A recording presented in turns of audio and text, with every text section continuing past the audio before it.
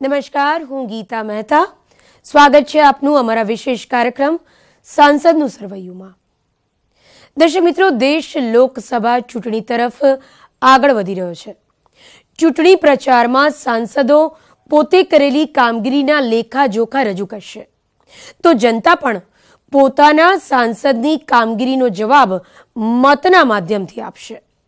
ત્યારે આજે આપણે વાત કરીશું લોકસભા સાંસદ દીપસિંહ રાઠોડની, જેઓ સાબરકાંઠાના સાંસદ છે. દીપસિંહ રાઠોડને મત વિસ્તારની જનતા કેટલા માર્ક્સ આપે છે? શું જનતા તેમની કામગીરીથી ખુશ છે ખરા? આ તમામ સવાલોના જવાબ મેળવીશું અમારી આ વિશેષ રજૂઆત સાંસદનું સરવૈયુમાં.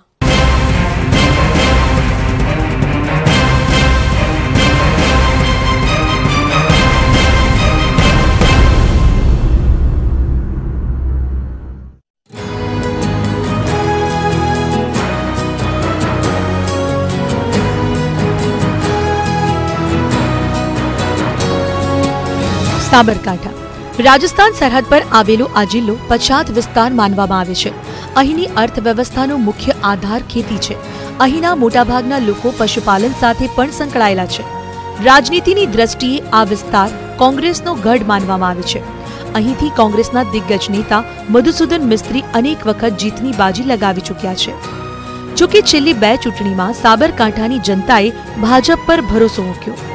વર્ષ 2014ની લોકસભામાં કોંગ્રેસના દિગ્ગજ નેતા અને તાજેતરમાં જ એનસીપીમાં જોડાયેલા શંકરસિંહ વાઘેલાને ભાજપમાં દીપસિંહ રાઠોડે માત આપી. રાજકીય પૃષ્ઠભૂમિ પર નજર કરીએ તો વર્ષ 1951માં સાબરકાંઠા લોકસભા પર પ્રથમ વખત કોંગ્રેસે જીત મેળવી. ગુલઝારીલાલ નંદી સાબરકાંઠાના પ્રથમ સાંસદ બન્યા. બાદમાં સતત 2 ચૂંટણીમાં કોંગ્રેસનો સાબરકાંઠા બેઠક પર દબદબો રહ્યો.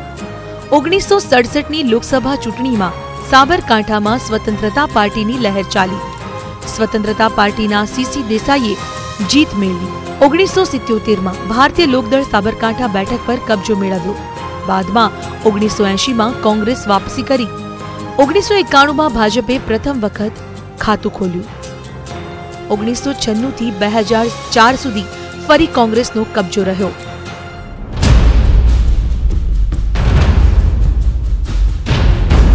2014માં સમગ્ર દેશમાં મોદી લહેર હતી.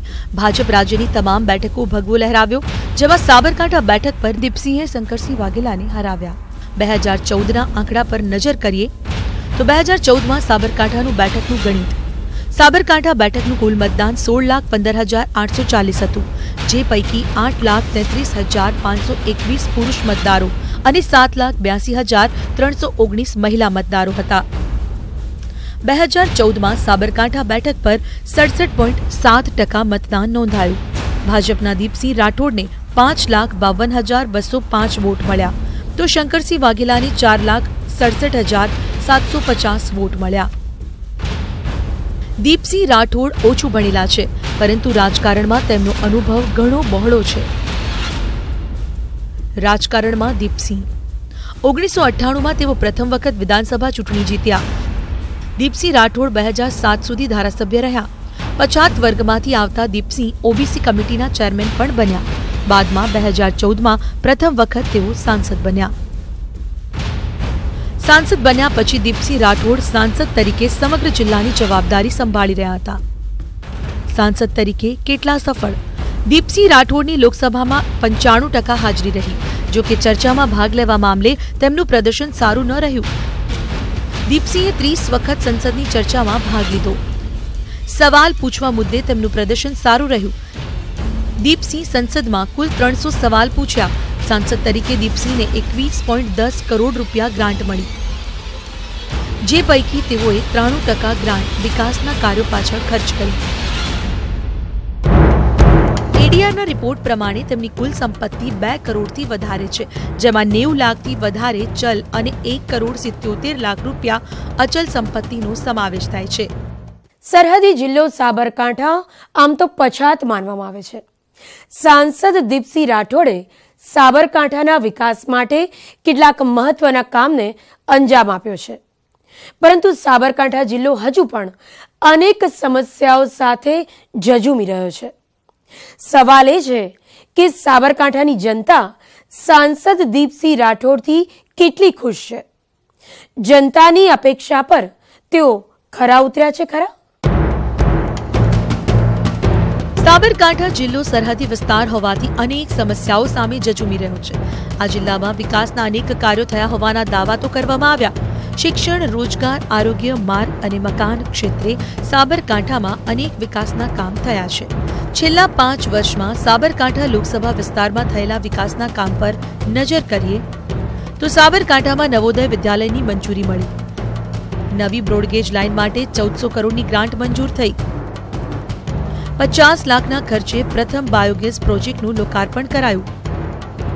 મોડાસામાં 64.34 કરોડના વિકાસ કાર્યોનું લોકાર્પણ.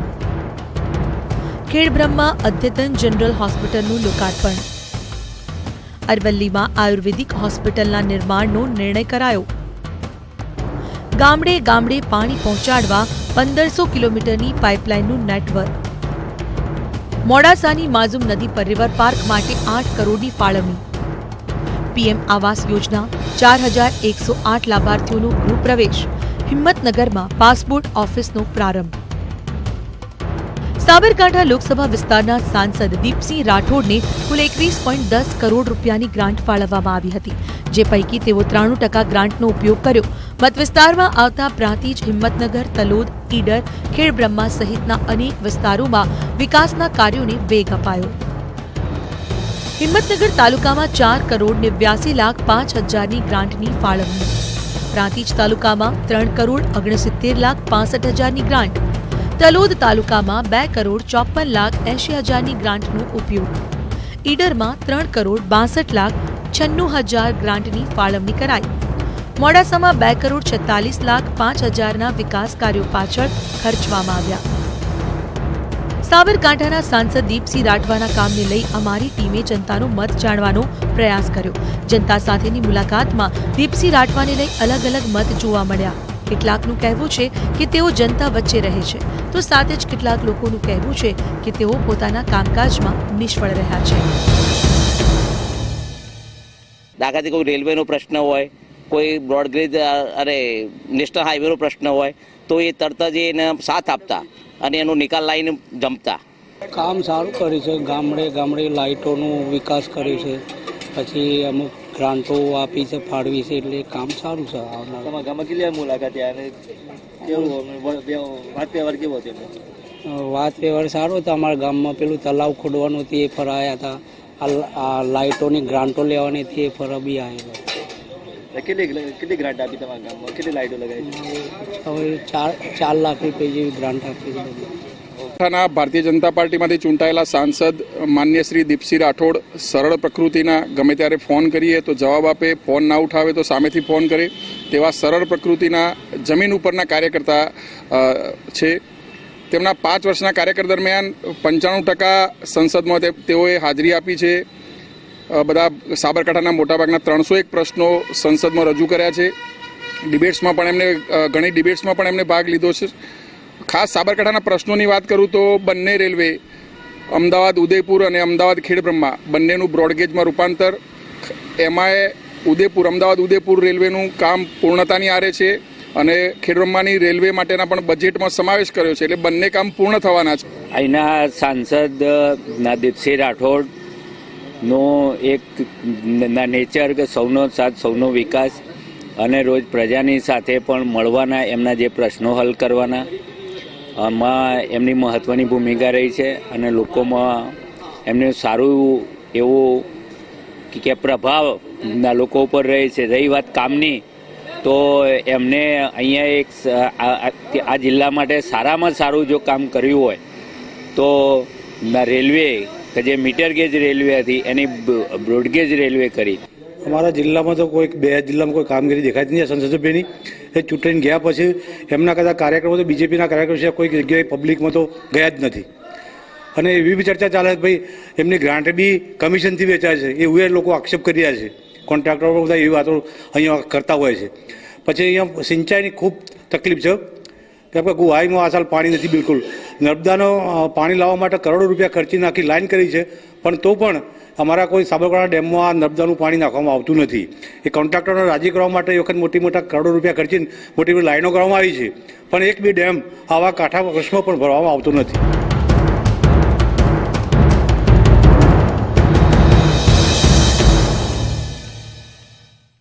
સાબરકાંઠાના સાંસદ તરીકે દીપસિંહ રાઠોડે દત્તક ગામની જવાબદારી પણ સ્વીકારી. અમારી ટીમે સાંસદે દત્તક લીધેલા આડપોદરા ગામની મુલાકાત પણ લીધી.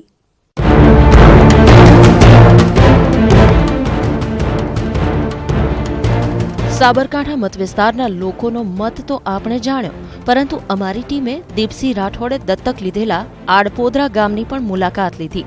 ગામના લોકોના કહેવા પ્રમાણે સાંસદે માત્ર વાયદા જ કર્યા છે અને તેઓ માત્ર ગણ્યા ગાંઠ્યા સમયે જ ગામની મુલાકાતે આવ્યા છે. 5 લાખની LED અને 15 લાખના રોડ, ગટર લાઈન, પછી સ્ટેટ લાઈન, એ બધું કામ કર્યો છે. ગામમાં ઠેર ઠેર ગંદકી દેખાય છે પાણીનું, તો એનું શું છે? અમુક તો પબ્લિક એવી હોય, અમુક પાણી થોડું વધારે છોડાઈ ગયું હોય તો નર ખુલ્લા હોય નીકળી જતું હોય. વિકાસના કામ શું બાકી છે? ગટરનું બહુ બાકી છે.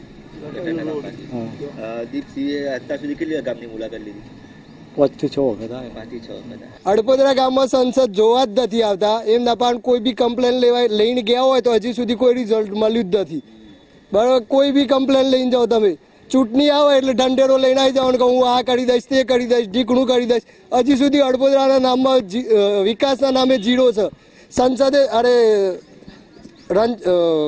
દીપસિંહે દત્તક ગામ લીધું, દત્તક ગામનો વિકાસ થવો જોઈએ. અહીંયા કોઈ જાતનો વિકાસ તમને દેખાય છે? ક્યારે આ દીપસિંહ આયા નથી આડપોદરાની અંદર. આડપોદરા ગામના સ્થાનિકોનું કહેવું છે કે ગામમાં 50% જેટલા કામ થયા છે. ગામમાં LED, કેટલાક રસ્તાઓ સહિતના વિકાસના કાર્યોની કામગીરી ચાલી રહી છે. સાબરકાંઠાનું આડપોદરા ગામ કે જે ગામ દીપસિંહ રાઠોડે દત્તક લીધેલું છે. હા, આપને બતાવવા માંગીશ કે સાબરકાંઠાના સાંસદ દીપસિંહ રાઠોડ જેમને આ ગામ દત્તક લીધેલું છે અને આ ગામમાં આપણી સાથે કેટલાક સ્થાનિકો જોડાઈ ગયા છે. આ ગામમાં અનેક સમસ્યાઓ છે, તો ક્યાંક વિકાસ થયો છે, ક્યાંક વિકાસ બાકી છે. તો ગામના સ્થાનિકો આપણી સાથે જોડાઈ ગયા છે. આપણે એમની પાસેથી જાણીશું કે ગામના કેટલો વિકાસ થયો છે અને ગામ હજી શું માંગી રહ્યું છે. ખાસ કરીને આપણી સાથે સ્થાનિકો જોડાઈ ગયા છે. સ્થાનિકો પાસેથી જાણીશું કે આ ગામમાં તમને કઈ કઈ ખામીઓ છે અને શું શું ખૂટી રહ્યું છે, વિકાસ થયો છે કે નથી થયો, શું આપના મતે? અમારી દ્રષ્ટિએ તો વિકાસની ઉણપ પૂરી છે. બરોબર, વિકાસ ગામડાનો નથી થયો, પણ ગામડાની નિકાસ થઈ સિટીનો વિકાસ થયો છે. બીજું કે ગટર, રોડ, પાણી અને લાઇટ, આ સુવિધાઓથી અત્યારે પૂરેપૂરી ઉણપ છે અમારી ગામની. તો ખાસ કરીને ગામમાં કેટલો વિકાસ થયો છે? આપને શું લાગે છે, આપનો વિકાસ થયો છે કે નથી થયો? 50% વિકાસ થયો છે ગામનો, 50% બાકી છે. ગટર લાઈન એક સાઈડની થઈ છે, બીજી 4-5 સાઈડોની બાકી છે. તો હું આપને પૂછવા માંગીશ કે જ્યારથી દીપસિંહ રાઠોડે આ ગામ દત્તક લીધું ત્યારથી ગામમાં કેટલી વાર મુલાકાત કરીને કયા કયા કામો કર્યા છે એમને? લગભગ 2 થી 4 વખત એમની મુલાકાત લીધેલી દીપસિંહે. ગામમાં કયા કયા કામ બાકી છે? ગામમાં તો હવે એ આવે ત્યારે પ્રશ્નોની રજૂઆત થાય, નથી આવે તો સુધી કોઈ રજૂઆત ના થાય. તો હજી આયા નથી, એને લઈને રજૂઆત કરવાની બાકી છે એવું સ્થાનિકોનું કહેવું છે. તો હું આપને પૂછવા માંગીશ કે જે હજી ખાસ કરીને કઈ કઈ મુખ્ય સમસ્યાઓ છે ગામની કે જે તમે માંગી રહ્યા છો? ખાસ તો ગટર અને ગામના રોડ, એ મોટી ઉણપ છે ગામની. અને ગંદકી, નબદાણા પાણીનો પ્રશ્ન છે. પેલો તળાવ અમારા ગામની અંદર પાણીની ઉણપ છે, એટલે નબદાણા જો પાણી નાખવામાં આવે તળાવોમાં, ગામની સિંચાઈ સારી થાય એવું લાગે છે. એ વર્ષોનો મુદ્દો છે. તો ગામનો વર્ષોનો મુદ્દો પીવાના પાણી અને સિંચાઈના પાણીનો છે. તો હું આપને પૂછવા માંગીશ કે ગામમાં પાણીની સમસ્યા અને ગંદકીની સમસ્યા કેવી છે, આપના મતે શું કહેવું છે? પહેલાં તો ખૂબ ખૂબ આભાર જે તમે આજે આડપોદરાની અંદર આવ્યા. લાગણીશીલ છું. ગામની સમસ્યાઓ ઘણી છે. ગામના આંતરિક વિવાદો બાદ કરતાં ગામમાં વિકાસની દ્રષ્ટિએ 50% વિકાસ થયો છે. બીજી વાત, ગામની મેઇન સમસ્યા હાલ જે ચાલે છે એ ગટર, જે 50%નું કામ પૂર્ણ થયેલું છે. બીજું કે જે કામ હજુ તો રોડ થોડા બાકી છે. અને ત્રીજી વાત, જે ગામમાં ગંદકી ચાલે છે. કારણ સ્વચ્છતા અભિયાન દરમિયાન જે ગામમાં જે કોકડબાતો થઈ હતી સરપંચ સાહેબ અથવા તો બીજા ત્રીજા અધિકારીઓ એના એટલે પણ તે છે તો સ્વચ્છતાની બાબતમાં કોઈ પણ ગામની જે માંગ છે એ પૂરી થતી નથી સાહેબ. આડપોદરા ગામમાં ઠેર ઠેર ગંદકી જોવા મળે છે, પાકા રસ્તાઓનો અભાવ છે, શાળાઓમાં ઓરડાઓનો પણ અભાવ છે, ગામનું સ્મશાન પણ ભાડાની જમીન પર છે, ગામના ત્રણેય તળાવ ખાલી છે. ગામ લોકોનું કહેવું છે કે આ મામલે સાંસદ દીપસિંહ રાઠોડને અનેકવાર રજૂઆત કરાઈ, પરંતુ તેઓ કોઈ દરકાર નથી લેતા. અડપોદરા ગામે દત્તક લીધા બાદ ગામનો 50% જેવો વિકાસ થયો તેવું સ્થાનિકોનું માનવું છે. તો સ્થાનિકોમાં અનેક બાબતે રોષ પણ જોવા મળે છે. ગામમાં અનેક વિકાસના કામો થયા છે તો અનેક નથી થયા, જેને લઈને સ્થાનિકોમાં રોષ જોવા મળે છે. તો અડપોદરા ગામની જ વાત કરીએ તો હું તમને બતાવવા માંગીશ કે અડપોદરા ગામમાં જે સ્મશાન આવેલું છે એ સ્મશાન ભાડાની જગ્યા પર ચાલે છે. ગામ લોકોનું માગણી છે કે ગામનું પોતાનું સ્વતંત્ર સ્મશાન હોવું જોઈએ, પરંતુ અનેકવાર દીપસિંહ રાઠોડને અનેકવાર રજૂઆત કરવા છતાં પણ સ્મશાન બનાવવામાં આવ્યું નથી તેવી પણ ગામ લોકોની માગણી છે. તો આ રીતે અનેક વિકાસના કામો છે કે જે ગામમાં થયા નથી અને વારંવાર ગંદકીને લઈને પણ લોકો ત્રાહિમામ પુકારી રહ્યા છે. ઈશાન પરમાર, ન્યૂઝ 18 ગુજરાતી, સાબરકાંઠા. દત્તક લીધેલા ગામના જ આવા હાલ છે, પછી જિલ્લાના અન્ય ગામની સ્થિતિ કેવી હશે તે એક સવાલ છે. જનતા સાંસદના કામનો હિસાબ લગાવી રહી છે. 5 વર્ષના કામકાજનું પરિણામ 2019ની લોકસભા ચૂંટણીમાં પણ જોવા મળશે. પોતાના 5 વર્ષના કામકાજને લઈને સાંસદ દીપસિંહનું શું કહેવું છે તે પણ સાંભળીએ. દત્તક અડપોદરા ગામના સ્થાનિકોમાં સાંસદ દીપસિંહ રાઠોડને લઈને થોડો રોષ જોવા મળી રહ્યો છે. તેમનું કહેવું છે કે ગામના વિકાસમાં થોડી ઉણપ રહી ગઈ છે, પરંતુ દીપસિંહ રાઠોડનું કહેવું છે કે દત્તક ગામમાં તેમણે વિકાસના અનેક કાર્યોને વેગ આપ્યો છે. કુલ ખર્ચો લગભગ 6 કરોડ રૂપિયાનો તો જસવંતગઢમાં થયો હશે. આમ દત્તક ગામ લેવાનું એટલે મારી ગ્રાન્ટ વાપરવી એવું નહીં, એમાંથી જનરલી વિભાગોમાંથી કામ કરી વધારે સુંદર બને, એના આજુબાજુના ગામનો આદર્શ ગામનો અર્થ વાત કરે કે ભાઈ આવું ગામ મારું બને એના માટેનો હોય છે. એ જ રીતે અમે બીજું અડપોદરામાં પણ લગભગ LED લાઇટ, રસ્તાઓ, શાળાનું મકાન, પ્રાથમિક માધ્યમિક શાળાનો, એમ ઝાલા બાવજીનો રોડ, પેલી સાઈડનો રોડ, એમ બધા જ ક્ષેત્રે કામ તો કર્યું જ છે. છતાં ઘણી વખત દત્તક આદર્શ ગામનો અર્થઘટન ઊંધું પણ થતું હોય છે કે આદર્શ ગામ બીજાની પાસે કામ કરી એ ગામ સુંદર ને સરસ બને એને પ્રયત્નો કર્યા છે. સાબરકાંઠા ઉત્તર ગુજરાતમાં રાજકીય હબ ગણાય છે. જિલ્લામાં કુલ 7 વિધાનસભા બેઠકો આવે છે, જે પૈકી કોંગ્રેસના 4, ભાજપના 3 ધારાસભ્યો છે. સાબરકાંઠા લોકસભા વિસ્તારની જનતાએ દીપસિંહ રાઠોડના કામકાજના લેખાજોખા ગણાવ્યા. દીપસિંહનું કહેવું છે કે તેમણે હંમેશા પ્રજાના પ્રશ્નોને સંસદમાં વાચા આપી છે. સાબરકાંઠા અને અરવલ્લીની કદાચ વિકાસમાં ક્યાંક થોડી મુશ્કેલી હતી, ક્યાંક વર્ષોની જૂની માગણી હતી કે અત્યાર સુધી આપણે રેલવે સિવાય વિચારી શકતા ન હતા. નહેરુ બ્રોડગેજ હતી, જે બ્રોડગેજમાં પરિવર્તન કરવા માટે અથાગ પ્રયત્નો થઈ રહ્યા હતા, પણ મારા ગયા પછી આદરણીય વડાપ્રધાન નરેન્દ્રભાઈએ મને પહેલા જ ઝાટકે તરત જ મંજૂરી આપી દીધી. સાંસદનું કહેવું છે કે તેમના અથાગ પ્રયાસથી 1030 કરોડના ખર્ચે બ્રોડગેજ રેલવે ટ્રેકને મંજૂરી મળી ગઈ અને તેની કામગીરી પૂર્ણ થવાના આરે છે. ટૂંક સમયમાં જ જનતાને તેનો લાભ મળશે.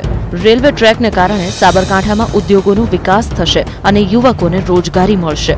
સાથે જ તેઓ નેશનલ હાઈવે સહિતના માર્ગોનો પણ વિકાસ કર્યો હોવાનો દાવો કરી રહ્યા છે. નેશનલ હાઈવે 8 6 લેન થઈ રહ્યો છે, 4 લેન હતો એની જગ્યાએ. એ જ રીતે લગભગ 6 રોડ બીજા રાષ્ટ્રમાંથી આપણે સીધા મંજૂર કરાવ્યા છે. તલોદ મૈયલ હોય, તલોદથી ઉજેડિયા હોય, હિંમતનગરથી, પ્રાતિશથી સોનાસણથી નિકોડા હોય, શામરાજીથી વિજયનગર વાળો હોય, હિંમતનગરથી દાવડ વાળો હોય, હિંમતનગરથી ખેડબ્રહ્મા શામરાજી વાળો હોય, એમ હિંમતનગરથી મહેસાણા પણ 4 લેન કર્યા. એક પછી એક એટલા બધા રસ્તા થઈ શક્યા છે કે જે આપણે વિચારી પણ ન શકીએ. સાંસદ દીપસિંહ રાઠોડનું કહેવું છે કે તેઓ ખેડૂતોના વિકાસ માટે કેન્દ્ર સરકારમાં અનેક રજૂઆતો કરી ચૂક્યા છે. ખેડૂતો માટે સિંચાઈના પ્રશ્નો, નીલગાય અને સુવર જેવા પ્રાણીઓના કારણે પાકને જે નુકસાન થતું હતું તેના વળતર સહિતના મુદ્દાની સરકાર સામે રજૂઆત તેમણે કરી હતી. ખેતીલક્ષી મેં સ્વાભાવિક રીતે વધારે ફાયદો થાય એના માટે સતત માગણી કરી છે. સતત વધારે જે ભૂંડ અને નીલગાયનો ત્રાસ હતો એના માટે પણ આપણે લોકસભામાં પણ પ્રશ્ન ઉઠાવ્યો હતો અને એ થકી ગુજરાત સરકારે પણ એનો કમાન્ડ વિસ્તાર ઘટાડી અને 50 એકર કર્યો.